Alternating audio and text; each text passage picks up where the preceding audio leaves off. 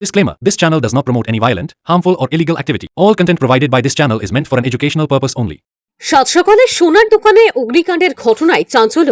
মালদা শহরের BS road এলাকার ঘটনা। আজ সকালে সংশ্লিষ্ট এলাকায় থাকা একটি বহুতলের নিচে সোনার দোকান থেকে ধোঁয়া বের হতে দেখেন স্থানীয়রা। খবর জানাজানি হতেই এলাকা জুড়ে চাঞ্চল্য ছড়িয়ে পড়ে। খবর পেয়ে ঘটনাস্থলে পৌঁছায় দমকলের একটি ইঞ্জিন। তবে আগুন ছড়িয়ে পড়ার আগেই নিয়ন্ত্রণে আসে। প্রাথমিকভাবে অনুমান করা হচ্ছে সোনার দোকানে থাকা এসি শর্ট সার্কিট থেকে এই অগ্নিকাণ্ড। তবে ক্ষয়ক্ষতি সেই রকম ভাবে হয়নি। সঠিক সময়ে আগুন নিয়ন্ত্রণে আসায় বড়সড় দুর্ঘটনার হাত থেকে রক্ষা পায় এলাকাবাসীরা। কারণ সোনার দোকান লাগোয়া রয়েছে আরো বেশ কয়েকটি দোকান। পাশাপাশি সোনার দোকানের উপরেই ছিল বহুতল আবাসন। ফলে স্বভাবতই সাত সকালে অগ্নিকাণ্ডের ঘটনায় ব্যাপক চাঞ্চল্য ছড়িয়ে পড়ে। আমরা খবর পেলাম যে এরকম আমাদের এখানে একটা এভারেস্ট অ্যাপার্টমেন্ট আছে, তার নিচে কিছু দোকান আছে, স্বর্ণকার্যের দোকান, সেখান থেকে ধোঁয়া বেরোচ্ছে। স্থানীয় লোকজন দেখেছে, দেখার পর আমায় ফোন করে, আমি যাই এসে দেখি যে আমার ফায়ার ব্রিগেডকে ডেকেছিলাম, তারা আগুন নিয়ন্ত্রণে নিয়ে এসেছে।